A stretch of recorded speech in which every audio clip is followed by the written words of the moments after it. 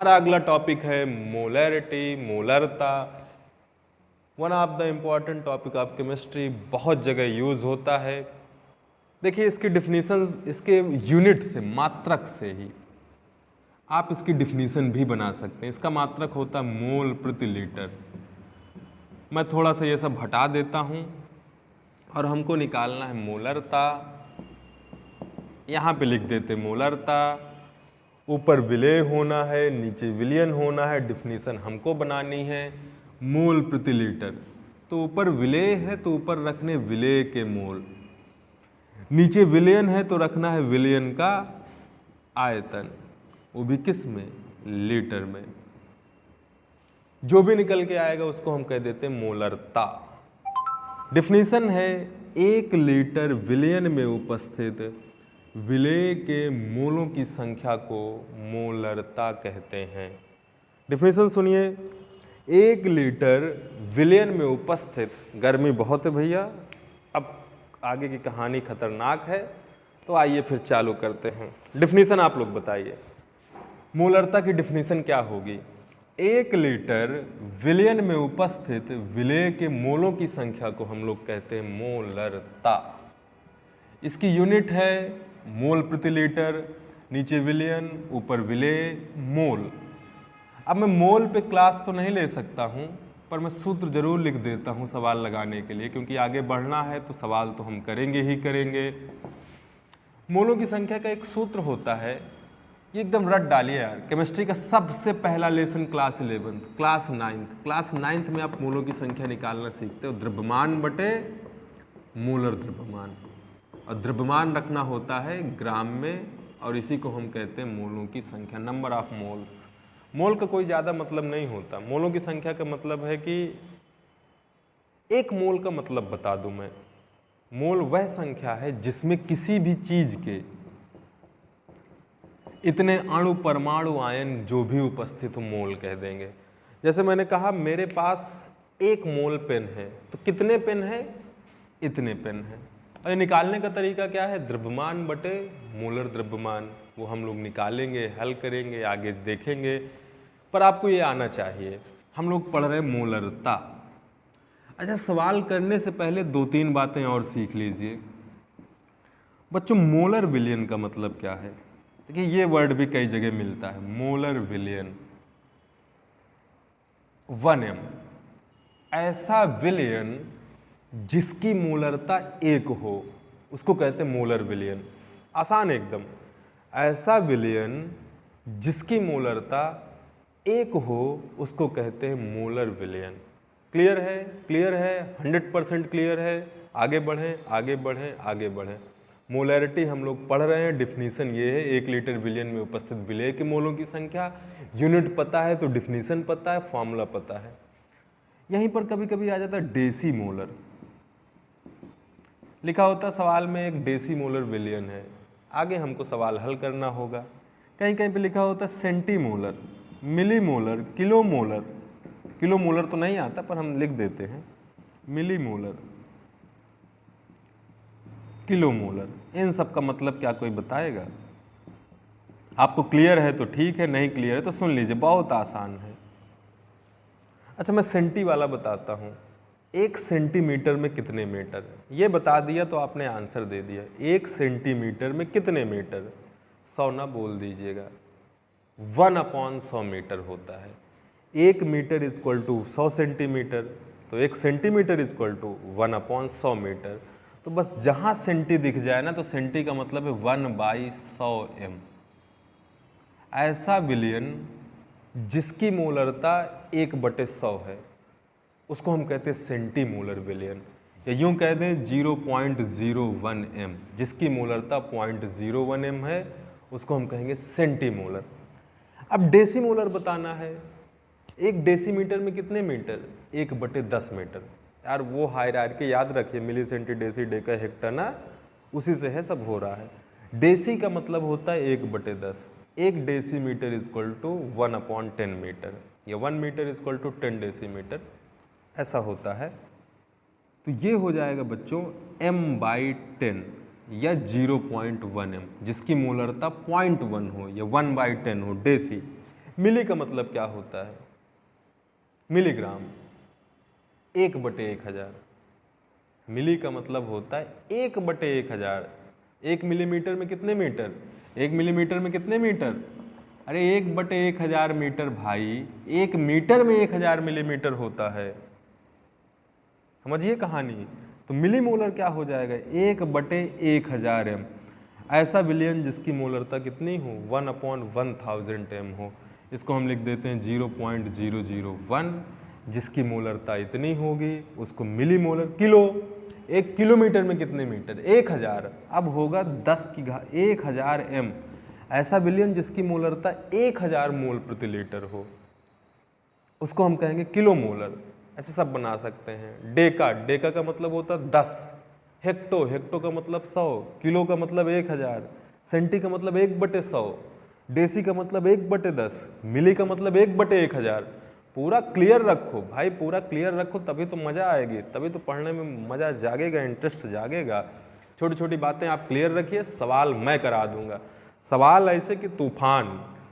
हम अलग अलग विलयन को मिलाएंगे, अम्ल में अम्ल मिलाएंगे, अम्ल में क्षार मिलाएंगे, अम्ल और क्षार को मिला के फिर कैसे निकालेंगे मिश्रण की मोलरता। बड़ा इंटरेस्टिंग टॉपिक है, बहुत कुछ होना है, बहुत कुछ पढ़ना है। अब पढ़ाई चालू हुई है, आधे घंटे 40 मिनट जो भी हुआ, अभी तक वार्म अप था। तो आइए करते हैं क्वेश्चन नंबर फर्स्ट, मोलरता निकालने का। यहीं पे एक सूत्र लिख लीजिए, मोल प्रति लीटर में सांद्रता बराबर होती है ग्राम प्रति लीटर में सांद्रता बटे अणुभार या मोलर द्रव्यमान। लिख दें। सूत्र कहाँ से बना उसके पीछे ना पड़िए। मोल प्रति लीटर में सांद्रता निकालनी है तो कैसे निकालेंगे? जो भी ग्राम प्रति लीटर में सांद्रता है उसमें मोलर द्रव्यमान का भाग दे देंगे। और कभी मोल प्रति लीटर में पता है ग्राम प्रति लीटर में निकालना है तो मोलर द्रव्यमान का गुणा कर देंगे। बस इतना सा आप समझ के रखिए। ये सूत्र भी कहीं कोन्नों में लिख लीजिए ना, कॉपी के कोन्नों में, कि मोल प्रति लीटर में सांद्रता इक्वल टू ग्राम प्रति लीटर में सांद्रता बटे मोलर द्रव्यमान। छोटे छोटे सवाल हैं, छोटी छोटी चीज़ें हैं, अच्छे से अच्छा सवाल भी करेंगे। एक वीडियो बहुत पहले मैंने बनाया था JEE के लिए, जो था पिछले साल।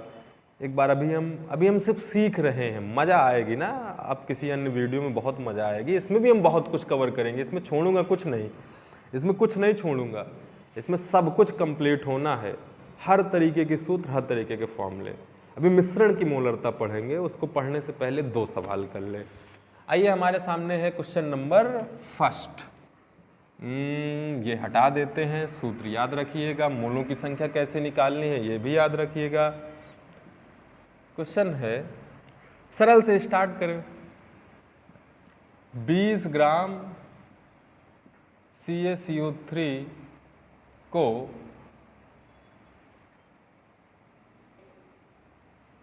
2 लीटर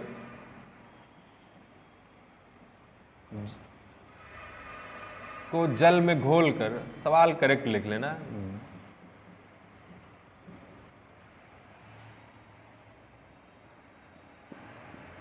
200 ml विलयन बनाया गया। चलिए थोड़े से, तो विलयन की मोलरता बताइए, मोलरता ज्ञात करो। तो क्या मोलरता आप लोग निकाल सकते हैं? डेफिनेटली आप लोग निकाल सकते हैं। इससे सरल सवाल मिलेगा नहीं, इससे सरल सवाल मिलेगा नहीं। वीडियो रोक कर इसको ट्राई करिए, आंसर अपना मिला लीजिएगा। मैं तुरंत हल करता हूँ बिना समय गंवाए, क्योंकि इस सवाल में जान नहीं है। अगर जान नहीं है फिर भी हम कर लेते हैं। नीचे लिख देता हूँ मोलरता का सूत्र, लास्ट में सूत्र में रखेंगे। अभी क्लास नहीं है, ऑफलाइन क्लास नहीं कि एक एक चीज़ को हम टाइम दें, तुरंत करते ना आगे बढ़ते हैं। फिर भी बहुत धीमा चल रहा है, प्रोसेस बड़ा धीमा है, क्लास बहुत लंबी हो जाएगी।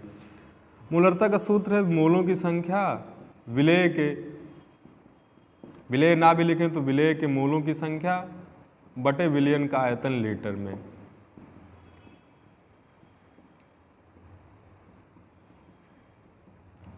अब फिजिक्स केमिस्ट्री का सवाल करते वक्त ना एक चीज़ लिख लिया करिए, क्या क्या दिया गया, द्रव्यमान दिया गया है कि नहीं दिया गया। 20 ग्राम आयतन दिया गया है 200 ml। आयतन रखना किस में है? लीटर में है। आयतन रखना किस में? लीटर में है। तो ml में तो कहानी चलेगी नहीं। 1 ml में कितने litre? 1 millilitre equal to 1/1000 litre. याद कर लीजिए, 1 लीटर बराबर 1000 ml होता है। घर में आप 1 लीटर दूध देते हो तो 1000 ml दूध है, खरीदते हो। लेकिन 1 मिलीलीटर में कितने लीटर? तो 1/1000, उल्टा। तो अगर मिलीलीटर को लीटर में बदलना है तो 1000 से भाग दे दे, 0 0 कट गया, 1/5 लीटर। ये तो बच्चों आयतन आ गया। इसकी जगह ये रख देंगे। अभी कहीं खेल फंसा है, मोलों की संख्या। तो इसी सूत्र को आगे बढ़ाएं। मोलों की संख्या का सूत्र क्या लिखाया गया? द्रव्यमान बटे मोलर द्रव्यमान। यही तो होता है। बटे में आयतन है तो आयतन लिखा रहने दें। अरे भाई, मोलों की संख्या निकालनी तो ये भी तो पता होना चाहिए। द्रव्यमान, सवाल में द्रव्यमान दिया है, बचा क्या है? मोलर द्रव्यमान। और आज ये आपके लिए आसान है, अणुभार निकालना नहीं आता है तो ये क्लास देखने का कोई मतलब नहीं है। आप कक्षा 9 में है तो ठीक है, सीख जाएंगे। 11 में है तो सीख सकते हैं, क्योंकि अभी 11 में पहुंच गया था किसी वजह से। लेकिन हम लोग कैलकुलेट कर रहे थे CaCO3 का मोलर द्रव्यमान। मैंने कैलकुलेट करके रख दिया और ये बता रहा था कि आप 9 में है तो ठीक है, लेकिन 11 में से सीख ही जाना चाहिए ना। 12 में है तो 100% आना ही चाहिए। नहीं आता तो सीखिए भाई, ये तो आना ही चाहिए। इसी सवाल को अगर आगे बढ़ाएं, मोलरता निकालनी है तो हमको चाहिए CaCO3 का मोलर द्रव्यमान। ये 100 हो जाएगा। कैल्शियम का 20 दूनी 40, कार्बन का 6 दूनी 12, ऑक्सीजन का 16। 3 ऑक्सीजन है, 16 3 48, सबको जोड़ेंगे 100। इस फॉर्मूले में फाइनली रखना है। द्रव्यमान की जगह रखा 20, मोलर द्रव्यमान की जगह रखा 100। अच्छा, आपसे कोई यूनिट पूछ लेना तो 100 ग्राम प्रति मोल है होता है।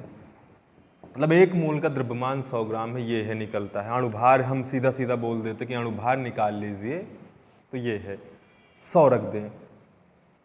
और आयतन की जगह 1/5, 5 से काटेंगे तो 20, 20 से ऊपर से नीचे कट गया, 1 मोल प्रति लीटर आ गया। ये इस प्रश्न का आंसर है। चलिए बढ़ते हैं अगले क्वेश्चन की तरफ। अगला क्वेश्चन है अपने पास, 20% यूरिया NH2CO NH2 भार से विलयन की मोलरता ज्ञात कीजिए। बहुत अच्छा क्वेश्चन है, मतलब मोलरता का एक ठीक ठाक क्वेश्चन है जो हमारे इंटर तक में यही पूछा जाएगा, इससे ज़्यादा नहीं पूछा जाएगा। अगर ये कॉन्सेप्ट भी क्लियर है तो आप क्वेश्चन कर सकते हैं। क्वेश्चन ये है, 20% यूरिया भार से विलयन की मोलरता ज्ञात करें यदि विलयन का घनत्व इतना है। तो आप लोग कैलकुलेट करके बताइए कैसे निकालेंगे। 10-20 सेकंड रुकते हैं, उसके बाद आगे कहानी चालू करते हैं। 20% यूरिया भार से, यहाँ पे एक वर्ड लिखा भार से, क्या कोई मीनिंग बताएगा? इसका मतलब ये है 100 ग्राम विलयन में, ठीक है ना। आज ही बताया है, नहीं बताया तो सुन लीजिए। भार से का मतलब है कि 100 ग्राम में 20 ग्राम यूरिया है। 100 ग्राम विलयन में 20 ग्राम यूरिया है। चलिए, तो हमको एक चीज़ तो पता चल गई, यूरिया का द्रव्यमान कितना है? 20 ग्राम। इसका कितना है? विलयन का कितना है? 100 ग्राम। ये बेटा विलयन का पता चल गया, और ये किसका पता चल गया? विलेय का पता चल गया ना। सरल भाषा में लिखें तो ये विलेय का द्रव्यमान है, विलयन का। इस जानकारी का मीनिंग यही है। हमको विलयन का घनत्व दिया हुआ है, मोलरता निकालना है। मोलरता का सूत्र आप सब जानते हैं बेटा। मोलरता का सूत्र क्या है? मोलों की संख्या विलेय के मोलों की संख्या बटे विलयन का आयतन लीटर में। और विलेय के मोलों की संख्या का मतलब क्या? द्रव्यमान बटे मोलर द्रव्यमान गुणे आयतन। तो क्या इस सवाल में विलेय का द्रव्यमान पता है? 110% पता है, वो हमको पता है 20। क्या मोलर द्रव्यमान पता है? हाँ पता है। मोलर द्रव्यमान कितना पता है? निकाल लो यार। यूरिया का NH2CO NH2 का मोलर द्रव्यमान या अणुभार, अणुभार सरल भाषा में कह दें। इसका देखिए याद हो, 60, ग्लूकोज का 180, चीनी का 342, ये सब याद हो, बहुत ज़्यादा रखने पड़ते हैं विलयन वाले चैप्टर में। 14, हाइड्रोजन का 1, 2 × 2, कार्बन का 6 दूनी 12, ऑक्सीजन का 16, नाइट्रोजन का 14, हाइड्रोजन का 1 होता है, 2 हाइड्रोजन 2, सबको जोड़ दीजिए। 14 16 28 38 44 44 तो 60, 60 तो ये आ गया, तो इसकी जगह 60 रख देंगे। भैया पेंच अभी भी फंसा है, विलियन का आयतन निकालना है। आयतन तो विलियन का रखना है ना, कहाँ से रखें, ये जानकारी कब काम आएगी। क्या आप लोग आयतन निकाल सकते हैं?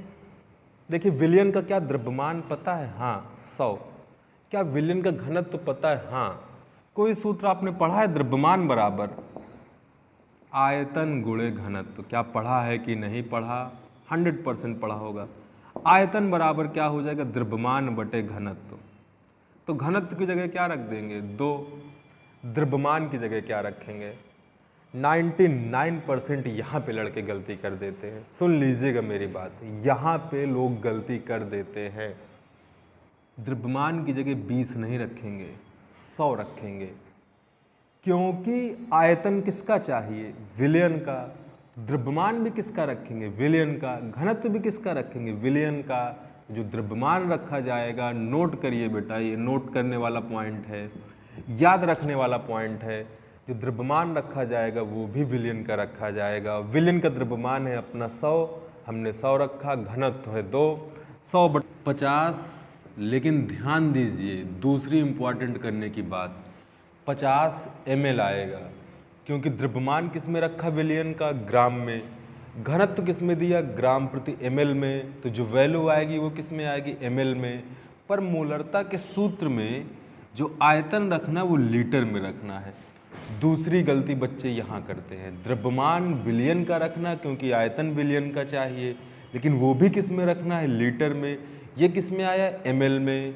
ml को लीटर में बदलना है तो आप लोग वाकिफ़ हैं कि 1 ml = 1/1000 लीटर। और जब डिवाइड करोगे तो 0 0 कट गया, 5 × 9 5, 20 × 5 100, 1/20। यही वैल्यू यहाँ पर उठा कर रख दें।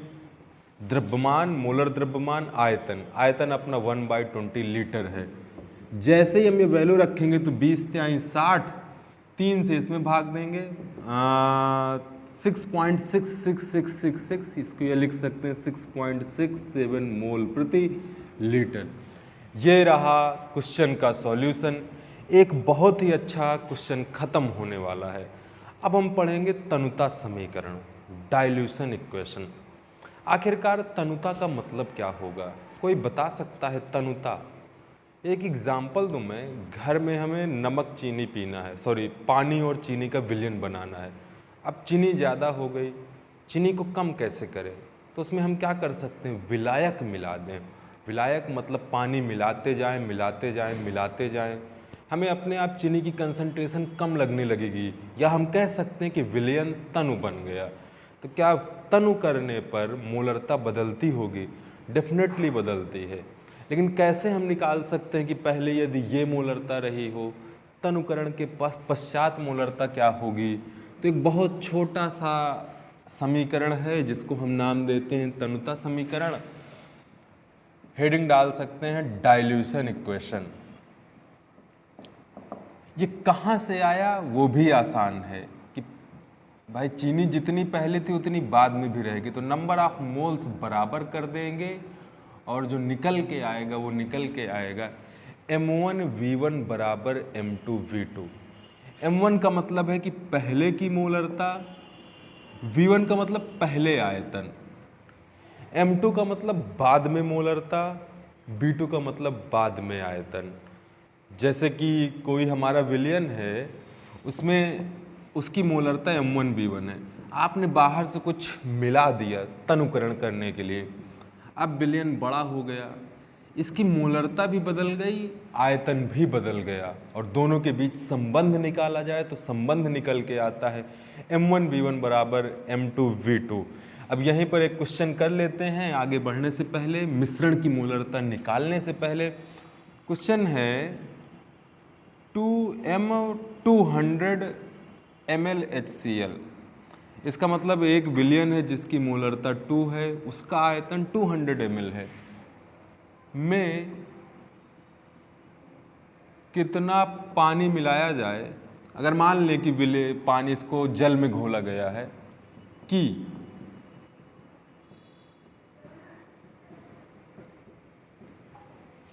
0.5 m विलियन प्राप्त हो, मतलब जो मोलरता है 2 से घटा के 0.5 वाला मिल जाए, जो अब नया विलियन हो पानी मिलाने के बाद उसकी मोलरता 0.5 हो। अब इस सवाल को हल करना है तो इससे सरल कुछ हो नहीं सकता। बच्चों ये है M1, पहले इतनी मोलरता थी 2 मोल प्रति लीटर, M का मतलब मोलरता है, मोल प्रति लीटर। पहले आयतन कितना था 200 ml, 0.5 अब ये बाद की मोलरता है और पूछा गया कितना मिलाया जाए, तो बाद का आयतन निकाल लें, बाकी बाद में सोचेंगे क्या आंसर देना है, कैसे देना है।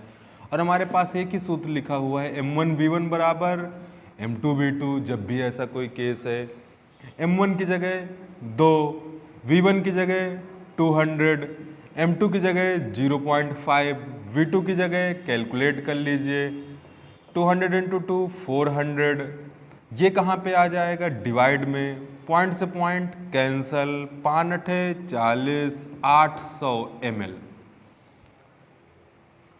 अब बेटा विलियन का आयतन हो गया 800 ml, मतलब मोलरता 2 से हो गई 0.5 और आयतन हो गया 200 ml से 800 ml। हमने पानी डाला डाला डाला डाला बढ़ाते बढ़ाते 800 ml, पर ये इस प्रश्न का आंसर नहीं है। ये पहले का आयतन था, ये बाद का आयतन है। पूछा क्या गया, कितना मिलाया गया, तो क्या आप बता सकते हैं? मैं कहूँ पहले आपके 200 नंबर आए, फिर 800 नंबर आ गए, तो कितने नंबर बढ़ गए? 600 ही तो बढ़े कि ना बढ़े। तो पहले बिलियन का आयतन कितना था 200, अब बिलियन का आयतन कितना है 800 ml, तो मिलाए गए पानी की मात्रा बराबर 800 - 200 = 600 ml। इतना आपने एक्स्ट्रा मिला दिया तो मोलरता घट गई। अगर सवाल यही पूछा जाता कि अब कितना आयतन हो जाएगा, तो आंसर क्या था 800 ml। कितना एक्स्ट्रा मिलाया गया है, आंसर क्या है 600 ml। इसके सवाल बहुत ईजी होते हैं, बहुत आसानी से हम लोग सवाल कर सकते हैं, आप लोग कर सकते हैं। अब बड़ा इंटरेस्टिंग टॉपिक होने वाला है मिश्रण की मोलरता, और बहुत आगे चलने से पहले मैं बता दूं, इसको हम 2 केस में डिस्कस करेंगे। अमूमन क्लास 12th में एक ही केस पढ़ाया जाता है क्योंकि उसकी ज़रूरत नहीं पड़ती दूसरे केस की, लेकिन जैसे ही हम कंपटीशन में जाएंगे तो दोनों केसों की ज़रूरत पड़ेगी। तो हमारी हेडिंग है मोलैरिटी ऑफ मिक्सचर। ध्यान से पढ़िएगा, 1-2 सवाल में सब कुछ क्लियर हो जाएगा। हेडिंग है मिश्रण की मोलरता, मोलैरिटी ऑफ मिक्सचर। देखिए केस फर्स्ट है, एसिड में एसिड मिला दो, मतलब एक विलियन एसिड का है, दूसरा भी विलियन किसका हो जाए एसिडिक विलियन हो, दोनों अम्लीय विलियन हो, एक अम्ल में से अम्ल मिला दो, या बेस में बेस मिला दो। एक केस तो ये हो सकता है, और यहीं पर एक दूसरा केस है एसिड प्लस बेस, मतलब अम्ल में क्षारीय विलयन मिला दो, अम्लीय विलयन में क्षारीय विलयन मिला दो। एक केस है कि अम्लीय में अम्लीय, क्षारीय में क्षारीय, दोनों एक जैसे हों, एक जैसे हो ना, दोनों दुष्ट हों तो दोनों दुष्ट हों, दोनों सीधे हों तो दोनों सीधे हों। और दूसरा वाला केस क्या है, अपोजिट वाले हों, एक एसिड है तो एक बेस है। दोनों सूत्रों में हल्का हल्का से डिफरेंस है, सूत्र हम देख लेते हैं, डेरिवेशन पे नहीं जाते हैं। ये बेटा क्या कह रहा है कि एक मान लीजिए विलियन फर्स्ट है, एक यहीं पर विलियन नंबर सेकंड है, फर्स्ट विलियन सेकंड विलियन, इसकी मोलरता M1 है, इसकी V1 है, इसका M2 है, इसका V2 है। हमने इन दोनों को एक साथ मिला दिया। अब पूछा जा रहा है कि मिलाने के पश्चात जो मिश्रण बनेगा उसकी मोलरता क्या होगी। लड़के इसको जोड़ देंगे, वो गलत है, मोल्स जुड़ेंगे, मोलरता नहीं जुड़ेगी, वहीं से सूत्र डिराइव हुआ होगा। सवाल ये है कि अगर इन दोनों को मिला दें तो मिश्रण की मोलरता क्या होगी। हल करने से पहले ये समझना होगा कि अगर ये एसिडिक विलयन है तो ये भी कैसा होना चाहिए, एसिडिक ही होना चाहिए। ये अम्लीय विलयन है, ये अम्लीय विलयन है, ये वाला सूत्र बेटा काम करेगा मिश्रण की मोलरता का। लिख सकते हैं, नोट कर सकते हैं कॉपी पेन उठा के, M1V1 plus M2V2 upon V1 plus V2, खत्म। एकदम आसान है, मतलब पहले के मोल प्लस दूसरे के मोल बटे कुल आयतन, ये है इसका मतलब। M1V1 plus M2V2 upon V1 plus V2। जब एक जैसे हों, अगर ये एसिडिक विलयन है तो ये भी एसिडिक हो, या ये बेसिक है तो ये भी बेसिक हो, तब ये फॉर्मूला लगाएंगे। लेकिन यहाँ पे कहानी अलग है। यहाँ पे ये हमारा एसिडिक है, अम्लीय है, ये हमारा बेस है। इसकी मोलरता M1V1, इसकी M2V2। लेकिन अब हमने इन दोनों को मिलाया तो ये वाला सूत्र अब काम नहीं देगा, ये सूत्र फेल हो जाएगा, ऐसे कह दे। अब हमको कुछ नया सोचना पड़ेगा। रीजन क्या है ना, जहाँ भी एसिड हो, जहाँ भी बेस हो, दोनों देखते हैं ना तो तुरंत सॉल्ट बना लेते हैं, तुरंत सॉल्ट बना लेते हैं। तो उस केस में कुछ ना कुछ न्यूट्रलिटी आएगी दोनों को मिलाने से। और सूत्र बनता है बेटा, सूत्र याद रखना है। कहानी हम बाद में समझेंगे चैप्टर नंबर 6 में, जब एसिड बेस पढ़ेंगे क्लास 11th में, और क्लास 12th में तो अब नहीं मौका मिलेगा। ये होता है formula M1V1 minus M2V2 upon V1 plus V2। Molarity calculate करने का ये फॉर्मूला होता है जब दोनों अलग अलग हों, एक बेस हो एक एसिड हो। यहाँ पे थोड़ा सा ऐसे चिन्ह भी लगा सकते हैं। इसका मतलब ये है कि जो बड़ा है उससे घटाना है, हमेशा यही नहीं लगाना। अगर इसकी वैल्यू 80 है, इसकी वैल्यू 70 है, तो 70 में से 80 नहीं घटाएंगे, 80 में से 70। जो बड़ा है उससे छोटे वाले घटा दो, क्योंकि मोलरता निगेटिव नहीं होती है। तो हम बड़ा बड़ा याद रखें, माइनस लगा दें, बड़े वाले में से छोटे वाले घटा देंगे, और नीचे जोड़ना ही है, नीचे कुल आयतन रखना है V1 plus V2।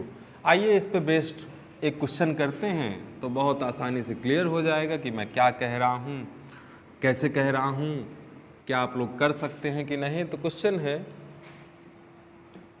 2m 500 ml HCl को 0.1m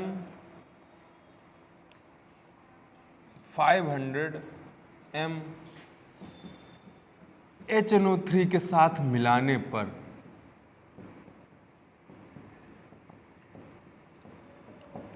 मिश्रण की मोलरता बताइए।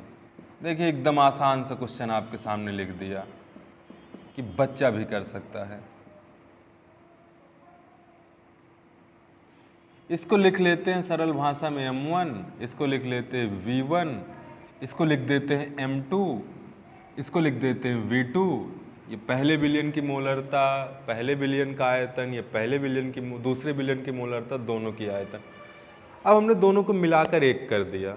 मिलाने के बाद मिश्रण की मोलरता बताइए। अब अपने पास एक सूत्र तो ये था और एक ये है। अब दोनों में से कौन सा लगाएं, तो ये हमको चूज करना है कि पहला वाला लगेगा कि दूसरा वाला लगेगा। कुछ नहीं, ये भी एसिड है, अम्ल है ना, तो ये अम्लीय विलयन है, और ये भी बच्चों एसिड ही है, ये भी अम्लीय विलयन है। अगर दोनों एक जैसे हैं तो मोलरता का बेटा ये वाला सूत्र लगेगा, ये वाला नहीं लगेगा। ये जब अलग अलग है, हमारे क्लास 12th 11th में एक वाले ही सवाल हैं कि दोनों एक जैसे होंगे, और सभी सवालों में सूत्र लगेगा M1V1 plus M2V2 upon V1 plus V2। लेकिन एक बार चेक जरूर करना है क्या एक जैसे हैं। अब बताइए M1V1 कितना होगा, 500 का 2 से गुणा कराएंगे 1000, प्लस M2V2 कितना होगा, 500 का 1 से कराएंगे 0.1 से, प्लस 50, मल्टीप्लाई आप लोग करा लीजिएगा। अरे 500 × 1 अपॉन में V1 प्लस V2, 500 500 1000, कितना बन जाएगा ये 1050 डिवाइडेड बाई 1000। 0 से 0 कैंसल, डिवाइड करेंगे 1.05 m या मोल प्रति लीटर। ये होगी बच्चों मिश्रण की मोलरता। जब एक एसिड को दूसरे एसिड के साथ मिलाया, या अम्लीय विलयन, यहाँ पे दोनों बेस भी होते तो यही फॉर्मूला लगता। लेकिन अगर इसी क्वेश्चन को मैं हल्का सा चेंज कर दूं, यहाँ पे लिख दूं 0.2 NaOH लिख दूं। देखिए क्वेश्चन वही है, 2m 500 ml HCl को 0.2m 500 m NaOH के साथ मिलाने पर मिश्रण की मोलरता बताइए। तो बच्चों मिश्रण की तो मोलरता लगानी है, पर ये सूत्र नहीं लगेगा। अगर आपने सोचा कि मैं इस सूत्र से सवाल हल कर दूं, तो समझ लीजिए कि आपने गलती कर दी। गलती क्यों कर दी? क्योंकि ये अम्ल है, ये क्षार है, ये अम्लीय विलयन है, ये क्षारीय विलयन है। इसमें कुछ ना कुछ न्यूट्रलिटी का केस होगा, या कह दे केस सेकंड है। ये वाला सूत्र नहीं लगेगा। इसको बच्चों क्या कर दें? मिटा दें ना, इसको नहीं लगाना है, क्योंकि दोनों अलग अलग है। हम अपने जीवन में भी यही करते हैं, जो चीज़ हमारे काम की नहीं है उसको मिटा देते हैं, हटा देते हैं। आजकल ये बड़ा चल रहा है, बच्चे अपने माँ बाप को बूढ़े हो जाने पर। ऐसा नहीं है यार, बड़ी लंबी धरोहर, बहुत कुछ हमें उन्होंने सिखाया है, तो ये तो नहीं करना है।